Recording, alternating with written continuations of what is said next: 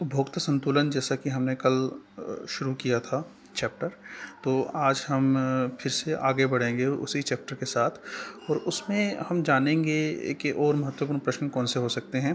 तो सबसे पहले ह्रासमान सीमांत उपयोगिता का नियम या घटती सीमांत उपयोगिता का नियम क्या है। ह्रासमान सीमांत उपयोगिता का नियम अन्य बातें स्थिर रहने पर जैसे जैसे किसी वस्तु की अतिरिक्त इकाइयों का उपभोग किया जाता है वैसे वैसे उनसे प्राप्त होने वाली सीमांत उपयोगिता क्रमशः घटती जाती है। इसका मतलब ये है कि जैसे जैसे आप, जैसे कल भी मैंने एक्सप्लेन किया था कि जैसे जैसे आप अगर आपको प्यास लगी और आप पानी का ग्लास पीते हैं तो पहले ग्लास से जो आपको संतुष्टि मिलेगी वो ज़्यादा होगी, जो दूसरे ग्लास से संतुष्टि मिलेगी वो उससे कम होगी। तो जैसे जैसे आप उपभोग करते जाएंगे उसी तरह से आपकी उससे मिलने वाली उपयोगिता जो है वो कम होती जाएगी। फिर देखिए दूसरा एक बहुत इंपॉर्टेंट कंसेप्ट आज जो हम इंट्रोड्यूस करने वाले हैं। तो कल तक हमने पढ़ा था कि सिर्फ बजट कि व्यक्ति के पास पैसे हो सकते हैं लेकिन व्यक्ति की अपनी प्रेफरेंसेस भी होती हैं, ठीक है, जिनके बीच में से वो चयन करता है। तो तटस्थता वक्र से अभिप्राय उस वक्र से है जो दो वस्तुओं के विभिन्न बंडलों को प्रदर्शित करते हैं जो बराबर संतुष्टि प्रदान करते हैं और जिनके बीच उपभोक्ता चयन करते समय तटस्थ रहता है। ठीक है, तो एक चयन की समस्या जैसे हमेशा ही उपभोक्ता के सामने होती है, तो उसके ऊपर आज हम डिस्कशन करेंगे। फिर देखिए आगे, तटस्थता वक्र की कोई दो विशेषताएं लिखिए।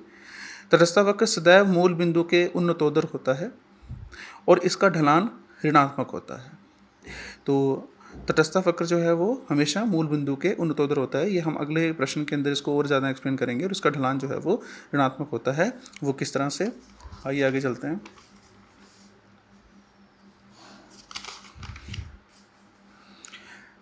ये देखिए अगला प्रश्न जो मैंने आपको भेजा है वो है, अधिमान वक्र ऊपर से नीचे स्थित बिंदु को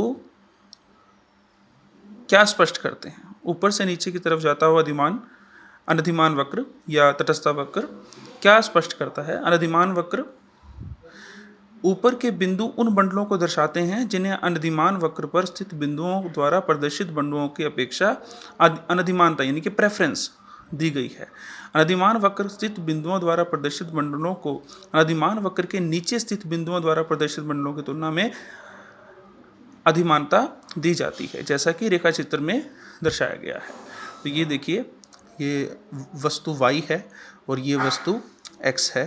तो ये जो वक्र बना है यहाँ पे, इसे कहेंगे हम इनडिफरेंस कर्व, तटस्थता वक्र या अनधिमान वक्र। ये मूल बिंदु के उन्नतोदर होता है तथा इसका ढलान ऊपर से नीचे की तरफ होता है। जितने भी बंडल यानी कि बंडल ए या बंडल बी, इनसे प्राप्त होने वाली संतुष्टि हमेशा बराबर रहती है।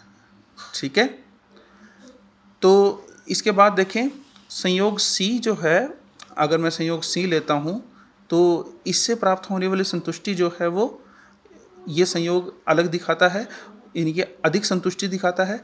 और ये निम्न स्तरीय बंडल, अगर कोई भी संयोग बी अगर यहाँ पे होगा तो वो कम संतुष्टि यहाँ पे हमें दिखाएगा। लेकिन समान संतुष्टि हमें कहाँ मिलेगी, जो भी बिंदु या जो भी बंडल बी या बंडल ए इस आईसी कर्व यानी कि इंडिफरेंस कर्व या अनधिमान वक्र के ऊपर होंगे।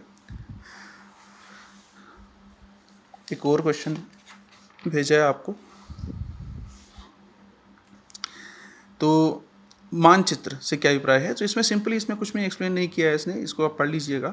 तो इसमें जिस तरह से हमने वस्तु y लिया है यहाँ पे और हमने वस्तु x को लिया है यहाँ पे, तो ये जो अनधिमान वक्र है ये एक संतुष्टि को दिखा रहा है, यानी कि अनधिमान वक्र IC2 जो है।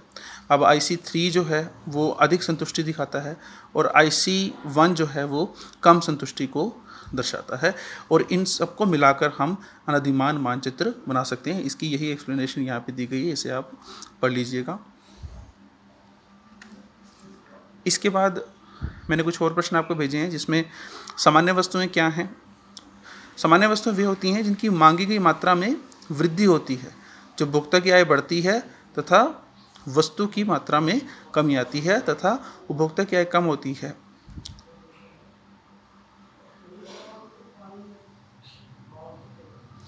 तो जिस तरह से आप देख रहे हैं यहाँ पे कि सामान्य वस्तुएं वे होती हैं जिनकी मांगी गई मात्रा में वृद्धि होती है। कब?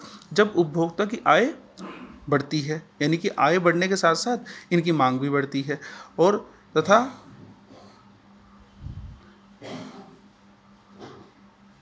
वस्तु की मात्रा में कमी कब आती है? जब उपभोक्ता की आय कम होती है। तो इसको भी आप पढ़िएगा। इसके बाद देखिए, निम्न स्तरीय वस्तुओं की परिभाषा दीजिए और कुछ उदाहरण दीजिए।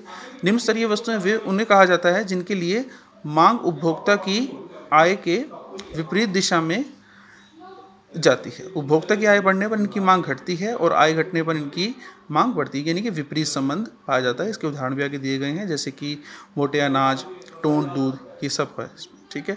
फिर आप इसमें स्थानापन्न वस्तुएं, स्थानापन्न वस्तुएं वो होती हैं जो एक दूसरे के स्थान पर प्रयोग किए जा सकती हैं, जैसे चाय और कॉफ़ी, चीनी और गुड़, दोनों को एक दूसरे के स्थान पर प्रयोग किया जा सकता है। पूरक परिभाषा, पूरक वस्तुओं की परिभाषा, वे वस्तुएं जिनका उन्हें पूरक वस्तुएं कहा जाता है, जैसे कि चाय, चीनी, जूते तथा जुराबें, टॉर्च तथा सेल, ये वही वस्तुएं होती हैं जो एक दूसरे को पूरा करती हैं, यानी कि ये पूरक हैं एक दूसरे की, जैसे कि पेन और स्याही, कार और पेट्रोल। तो ये प्रश्न आप कीजिएगा और शाम तक मुझे लिख के भेजिएगा और इन्हें पढ़ने की कोशिश कीजिएगा। धन्यवाद।